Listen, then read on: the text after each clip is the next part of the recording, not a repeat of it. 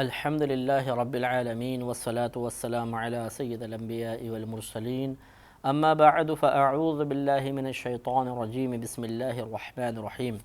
سورہ نمل چل رہی تھی اور 60 آیات کی تفسیر ہو چکی ہے، اور ان ماقبل آیات میں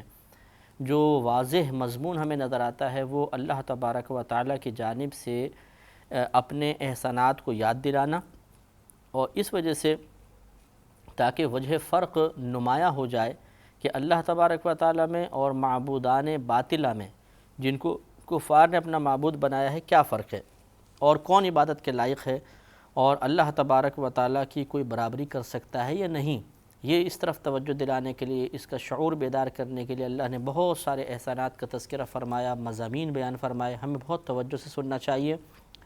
کوئی مسلمان سن رہا ہے تو اسے اللہ تبارک و تعالیٰ کے معبود ہونے پر فخر کرنا چاہیے، شکر کرنا چاہیے کہ اللہ تیرا بڑا کرم ہے کہ تو نے ہمیں مسلمان بنایا، مسلمان ہونے کی توفیق عطا فرمائی، یا مسلمان گھرانے میں پیدا کر کے ہمیں مسلمان بنا دیا۔ یہ تیری بڑی مہربانی کہ ہم نے تجھے شروع سے ہی پہچانا اور تیرا ہی ہم نام لیتے ہیں۔ اور اگر کوئی اس کو غیر مسلم سن رہا ہو تو وہ توجہ کرے اور اللہ تبارک و تعالیٰ کے اس بیان کو سننے کے بعد، ہمارے رب کریم کے اس بیان کو سننے کے بعد ٹھنڈے دل سے غور و تفکر شروع فرمائے۔ لہذا اللہ تعالیٰ نے ارشاد فرمایا کہ امن جعل الارض قرارا وجعل خلالها انہارا وجعل لها رواسي وجعل بین البحرین حاجزا، یا وہ، یعنی کیا تم ان شرکاء کو بہتر سمجھتے ہو، یا وہ، اب اللہ تعالیٰ اپنے بارے میں فرما رہا ہے، یا وہ جس نے بنایا زمین کو قرار پکڑنے کے لیے، یعنی جس پر تم قرار پکڑتے ہو، ٹھہرتے ہو، زمین کو تمہارے بسنے کے لیے، ٹھہرنے کے لیے بنایا۔ وجعل خلالها انہارا، اور اس کے درمیان سے نہریں نکالیں۔ وجعل لها رواسي، اور اس کے لیے رواسی، لنگر بنائے، یعنی پہاڑوں کو قائم فرمایا تاکہ زمین کا توازن نہ بگڑے اور توازن قائم ہو جائے۔ وجعل بین البحرین حاجزا، اور اس نے دونوں سمندروں کے درمیان ایک رکاوٹ رکھی ہے۔ دو سمندروں سے مراد میٹھا پانی اور کھارا پانی۔ آپ یہ دیکھیے بعض مقامات پہ میٹھا اور کھارا اس طرح پانی ساتھ ساتھ چل رہے ہوتے ہیں، اس طرف کا میٹھا اس طرف کا کھارا ملتا نہیں ہے۔ اس طرح جتنے بھی دریا ہیں یہ سمندر میں جا کر گرتے ہیں، ایسا نہیں ہوتا کہ سمندر چڑھتا ہوا اس دریا کے اندر شامل ہو جائے اور سارے پانی کو کڑوا کر دے، ایسا نہیں ہے۔ تو یہ اللہ تبارک و تعالیٰ کی بہت بڑی کرم نوازی اور عظیم قدرت کا اظہار ہے، اور اس قسم کی قدرت کا اظہار کسی اور معبود سے، کسی اور خدا سے ہو ہی نہیں سکتا ہے۔ لہذا پھر آگے ارشاد فرمایا الہ مع اللہ، کیا کوئی اللہ تعالیٰ کے ساتھ خدا ہے؟ بل اکثرہم لا یعلمون، بلکہ ان لوگوں میں سے اکثر جو مطلب خدا کے علاوہ کسی کی عبادت کر رہے ہیں، ان میں سے اکثر جانتے نہیں ہیں۔ امن یجیب المضطر اذا دعاہ، یا وہ کہ جو مجبور شخص کی سنتا ہے جب وہ اسے پکارتا ہے۔ ویکشف السوء، اور اس سے برائی کو دور کر دیتا ہے۔ ویجعلکم خلفاء الارض، اور تمہیں زمین کا خلیفہ یا وارث بناتا ہے۔ تو یہاں پر ایک اور اللہ تبارک و تعالیٰ نے اپنی کرم نوازی بیان فرمائی اور ہمیں ایک شعور فراہم فرمایا کہ کیا وہ خدا بہتر نہیں ہے کہ جب مجبور اسے پکارتا ہے تو اس کی فریاد کو سنتا ہے اور اس سے مصیبت کو دور کرتا ہے۔ ورنہ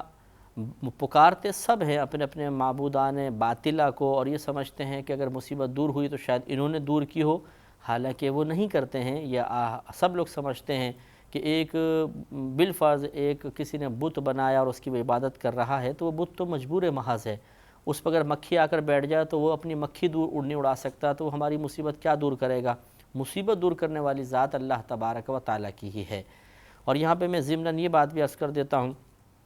کہ ہمارے ہاں یہ بہت ہی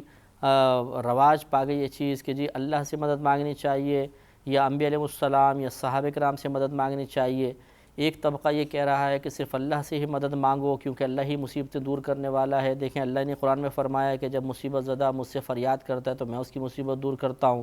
تو پھر نبی کو، صحابہ کو، اولیاء کو مصیبت دور کرنے والا تصور کرنا یہ غلط ہے۔ اور ایک طبقہ ایسا ہے جو مطلب یہ اعتدال سے ہٹے ہوئے طبقے جو میں عرض کر رہا ہوں، وہ یہ کہتا ہے کہ اللہ سے مانگو ہی نہیں، جب تک تم وسیلہ قائم نہیں کرو گے، نبیوں سے نہیں مانگو گے، رسولوں سے نہیں مانگو گے، تمہیں کچھ ملے گا ہی نہیں۔ یہ دونوں طبقے اپنے اپنے مقام پر کچھ غلطی کا شکار ہے۔ اللہ تبارک و تعالیٰ سے ہی مدد طلب کرنا افضل ہے، اولا ہے۔ دینے والی ذات اللہ تبارک و تعالیٰ کی ہے، اس کی مرضی کے بغیر کوئی شخص ایک تنکا بھی ہمیں نہیں دے سکتا، یہ مسلمان کا عقیدہ ہے۔ لیکن دوسری جانب یہ معاملہ ہے کہ اللہ تبارک و تعالیٰ کی یہ عادت کریمہ ہے کہ جب کچھ عطا فرماتا ہے ہمیں فائدہ پہنچائے، ہمیں نعمت عطا فرمائے، بغیر وسیلے کے عطا نہیں فرماتا، بغیر سبب اور ذریعے کے عطا نہیں فرماتا۔ دیکھ لیجئے آپ کو شفا ملے گی، اللہ تعالیٰ کسی دوائی کو اس کا وسیلہ بنا دیتا ہے، آپ آرام کرتے ہیں اس سے شفا مل جاتی ہے، پرہیز کرتے ہیں اس سے شفا مل جاتی ہے۔ دے رہا اللہ تعالیٰ ہی ہے، شفا اللہ ہی دے رہا ہے، لیکن پرہیز سبب بن رہا ہے، آرام سبب بن رہا ہے، دوائی کا استعمال سبب بن رہا ہے، ڈاکٹر کے مشورے سبب بن رہے ہیں۔ تو اب یہ بتائیے گولی جو ہے یہ ضرر اور نفع اس میں ہے کہ نہیں ہے؟ اگر آپ اس کے قائل نہیں ہیں کہ نہیں ضرر تو اللہ ہی دیتا ہے، نفع بھی اللہ ہی دیتا ہے، تو پھر آپ بچوں سے گولیوں کو کیوں دور رکھتے ہیں؟ ساری گولیوں ان کے سامنے بکھیر دیجئے، کھانے دیجئے، نفع دینے والی ذات تو اللہ تعالیٰ کی ہے، ضرر دینے والی ذات اللہ تعالیٰ کی ہے، پھر کیوں آپ دوائیوں کو اٹھا کے رکھتے ہیں، بچوں سے دور رکھتے ہیں؟ اس کا مطلب ہے کہ آپ ذہنی لحاظ سے اس بات کے قائل ہیں کہ ہاں اللہ تبارک و تعالیٰ ہی تکلیف دینے والا ہے، لیکن بہت سی چیزیں دنیا میں اس کا ذریعہ اور سبب بن سکتی ہیں، تو ہمیں ان ذرائع اور اسباب کو اپنے سامنے رکھتے ہوئے ان سے حفاظت کی کوشش کرنی ہوگی۔ آپ کیوں نہیں ایک چھوٹے سے بچے کو روڈ کراس کرنے کے لیے چھوڑ دیتے کہ ٹھیک ہے وہ چھوٹا سا بچہ ہے گھسٹتا ہوا خود ہی نکل جائے گا روڈ کے پار؟ نہیں، آپ خود اس کو انگلی پکڑتے ہیں یا گود میں اٹھاتے ہیں تب راستہ کراس کرتے ہیں۔ آپ کیوں یہ سمجھتے ہیں کہ گاڑی ضرر کی مالک ہے، وہ ضرر دے گی؟ یقینی سی بات ہے کہ آپ یہ نہیں سمجھتے کہ گاڑی فی نفسی خود ضرر دے گی، ضرر دینے والی اللہ تعالیٰ کی ذات ہے، وسیلہ گاڑی بن جائے گی، تو آپ حفاظت کا سامان کرتے ہیں۔ تو اس لیے اس میں کوئی کفر و شرک کا شائبہ نہیں ہوگا کہ اگر ایک مسلمان یہ سمجھتے ہوئے کہ میں انبیاء علیہ السلام سے دعا کروا رہا ہوں، صحابہ کرام سے، اولیاء کرام سے، اور اللہ تعالیٰ کی بارگاہ سے کچھ نعمت طلب کرنے کے لیے ان کی دعا وسیلہ اور ذریعہ بن جائے گی، دے گا اللہ ہی، ان کی دعا کے وسیلے سے عطا فرما دے گا، تو اس میں شرعاً کوئی حرج نہیں ہے۔ یہ اعتدال قائم رکھنا بہت ضروری ہے، افراط و تفریط دونوں باعث ہلاکت ہوتے ہیں۔ لہٰذا یہ کہنا بھی غلط ہے کہ صرف اللہ سے مانگو، کسی اور سے نہ مانگو،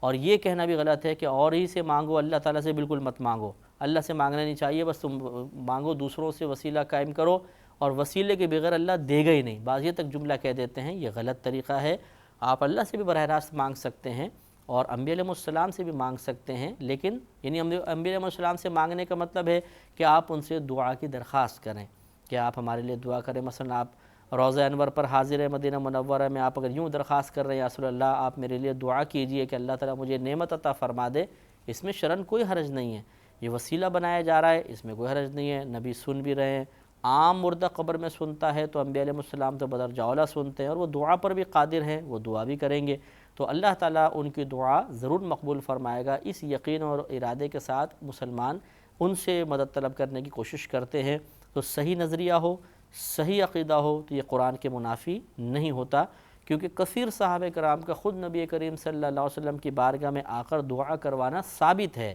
یہ سب ماشاءاللہ اہل علم جانتے ہیں، کسی مکتب فکر کا اس میں کوئی اختلاف نہیں ہے کہ صحابہ کرام بارگاہ رسالت میں حاضر ہوئے اور باقاعدہ دعا کی درخواست کی۔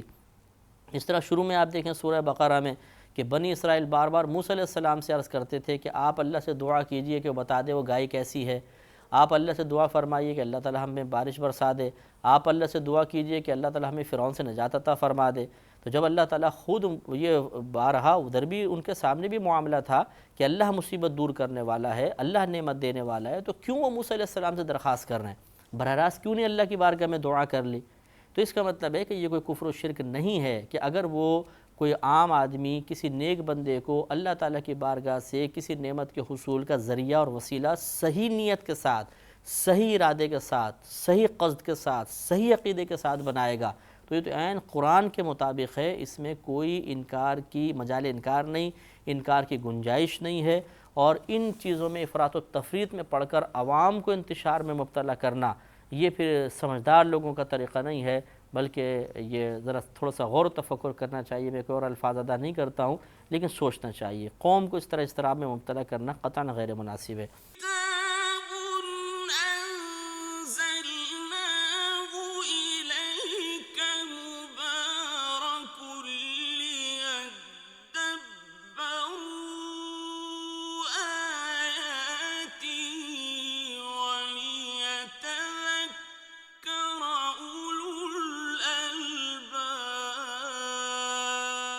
تو اللہ نے ارشاد فرمایا یا وہ کہ جو لاچار مجبور شخص کی دعوت کو یعنی پکار کو قبول فرماتا ہے جب وہ اسے پکارے اور مصیبت کو دور فرما دیتا ہے، اور اس نے تمہیں زمین پر خلیفہ بنایا۔ تو اب یہ بھی بڑی پیاری بات ہے کہ کیا ہمیں اللہ تعالیٰ کے علاوہ کسی اور نے زمین پر بھیجا، یہاں کی حکومت اور منصب عطا فرمایا ہے؟ تو دلیل لائیے، خود آگے اللہ ہی چیلنج فرمائے گا، تو لہٰذا سب خدا نے فرمایا جب ایسا ہے اَإِلَٰهٌ مَّعَ اللَّهِ، تو پھر وہی سوال کہ کیا اللہ تعالیٰ کے ساتھ کوئی الہ ہے؟ قَلِيلًا مَّا تَذَكَّرُونَ، بہت تھوڑے ایسے ہیں جو دھیان کرتے ہیں، نصیحت قبول کرتے ہیں، توجہ کرنے والے بہت تھوڑے سے ہیں۔ یعنی اتنی واضح فرق، اتنا بڑا ڈیفرنس موجود ہے، اس کے باوجود اگر کوئی نصیحت قبول نہیں کرتا، اللہ تعالیٰ کو نہیں مانتا، تو یہ بہت ہی بری بات ہے۔ اَمَّن يَهْدِيكُمْ فِي ظُلُمَاتِ الْبَرِّ وَالْبَحْرِ، یا وہ جو ہدایت دیتا ہے تمہیں زمین اور خشکی اور تری یعنی زمین اور پانی کے اندھیروں میں، کون تمہیں ہدایت دیتا ہے، راستہ دکھاتا ہے؟ وَمَن يُرْسِلُ الرِّيَاحَ، اور وہ کہ ہوائیں بھیجتا ہے، بُشْرًا بَيْنَ يَدَيْ رَحْمَتِهِ، کہ اپنی رحمت کے آگے خوشخبری سناتی ہوئی آتی ہیں۔ یعنی جیسے قحط سالی ہے تو جو وہاں کے رہنے والے پرانے بڑے بوڑھے ہوتے ہیں یا ماہر لوگ ہوتے ہیں موسم کے حالات کو جاننے والے، جب ہوائیں چلتی ہیں تو فوراً بتا دیتے ہیں یہ بارش کی ہوا ہے، بارش ہوگی، تو پہلی وہ خوشخبری لے کر آتی ہے بارش۔ تو ایسی قحط سالی کس نے کی، اور پھر یہ ہوائیں وہاں پر کس نے بھیجیں؟ یہ خوشخبری جو ہوائیں لے کر آ رہی ہیں، کون سی ذات ایسی ہے جو ان ہواؤں کا رخ اس طرف پھیر دیتا ہے قحط سالی کے علاقوں کی طرف؟ تو یقیناً وہ اللہ تبارک و تعالیٰ ہے۔ پھر وہ سوال اَإِلَٰهٌ مَّعَ اللَّهِ، کہ اللہ تعالیٰ کے ساتھ کوئی اور خدا ہے؟ تعالی اللہ عما یشرکون، اللہ تبارک و تعالیٰ ان تمام سے برتر، بلند و بالا ہے کہ جس سے وہ شرک کرتے ہیں، جن کو اللہ کے ساتھ شریک کرتے ہیں۔ امن یبدأ الخلق، یا وہ بہتر ہے، عبادت کے لائق ہے جو خلق کی ابتدا فرماتا ہے، جس نے مخلوق کو پیدا فرمایا، لوح اس نے پیدا فرمائی، قلم، زمین، آسمان، مخلوق کا اطلاق اللہ تعالیٰ کے علاوہ، اللہ کی ذات اور صفات کے علاوہ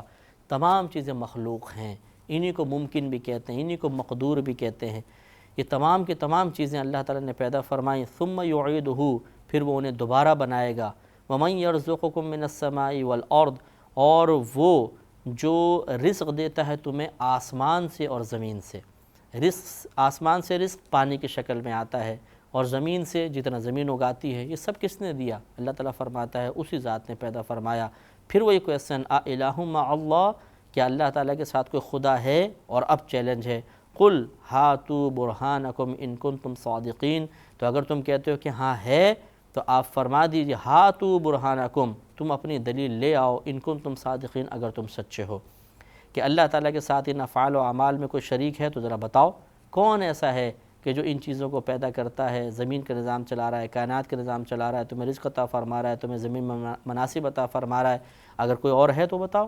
تو یقینی سی بات ہے کہ ایک دیانتدار شخص جو واقعی صحیح درست فیصلہ کرنے والا ہے، قطع نظر اس کے کہ کس میرا مذہب سے تعلق ہے، کس فرقے سے تعلق ہے، اگر وہ قطع نظر ان تمام چیزوں کے بالکل اپنے ذہن کو خالی کر کے ان تمام چیزوں کو سامنے رکھ کے فیصلہ کرنا چاہے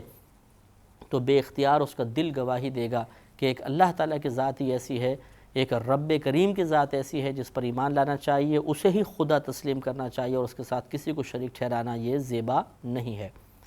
قُلْ لَا يَعْلَمُ مَن فِي السَّمَاوَاتِ وَالْأَرْضِ الْغَيْبَ إِلَّا اللَّهُ، اے حبیب کریم صلی اللہ علیہ وسلم ارشاد فرما دیجئے، آپ کہہ دیجئے کہ جو کچھ آسمانوں اور زمینوں میں ہے، جو کوئی آسمان اور زمین میں ہے وہ اللہ تعالیٰ کے علاوہ غیب نہیں جانتا ہے، اللہ ہی غیب جانتا ہے، اس کے علاوہ کوئی غیب نہیں جانتا۔ وَمَا يَشْعُرُونَ أَيَّانَ يُبْعَثُونَ، اور انہیں خبر نہیں کہ وہ کب اٹھائے جائیں گے۔ بَلِ ادَّارَكَ عِلْمُهُمْ فِي الْآخِرَةِ، کیا ان کے علم کا سلسلہ آخرت کے جاننے تک پہنچ گیا ہے؟ بل ہم فی شک منہا، کوئی نہیں بلکہ وہ تو شک میں ہیں، اس کے بارے میں شک میں ہیں۔ بل ہم منہا عمون، بلکہ وہ اس سے اندھے ہیں۔ تو معلوم یہ ہوا، پہلی بات تو یہ کہ اللہ نے ارشاد فرمایا کہ حبیب کریم صلی اللہ علیہ وسلم آپ فرما دیجئے کہ اللہ تعالیٰ کے علاوہ جو کچھ زمین اور آسمان میں جو بھی ہے وہ غیب نہیں جانتا۔ غیب کہتے ہیں پوشیدہ شے کو، یہ لغوی معنی ہے۔ غیب کا معنی ہوتا ہے پوشیدہ چیز، پوشیدہ کوئی بھی معاملہ، اور شرعاً غیب اس چیز کو کہتے ہیں، اس معاملے کو یا اس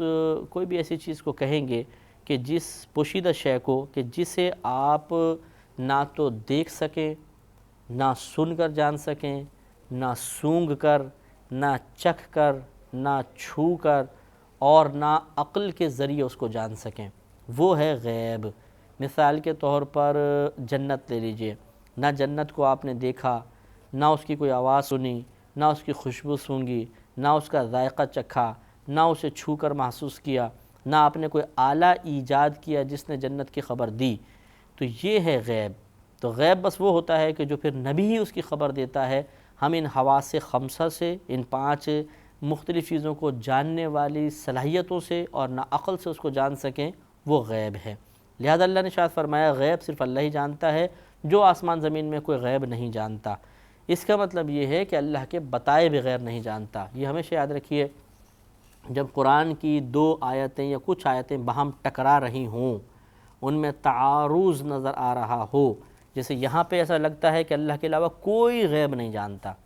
لیکن اور مقامات پہ اللہ تعالیٰ نے ارشاد فرمایا کہ جیسے مثال کے طور پر یہ اللہ نے ارشاد فرمایا کہ اللہ تعالیٰ کی یہ شان نہیں کہ اے عام لوگوں تمہیں غیب پر مطلع کر دے، بلکہ وہ اپنے رسولوں میں سے جس کو چاہتا ہے غیب پر مطلع کرنے کے لیے منتخب فرما لیتا ہے۔ تو دیکھیے رسولوں کو غیب عطا فرماتا ہے۔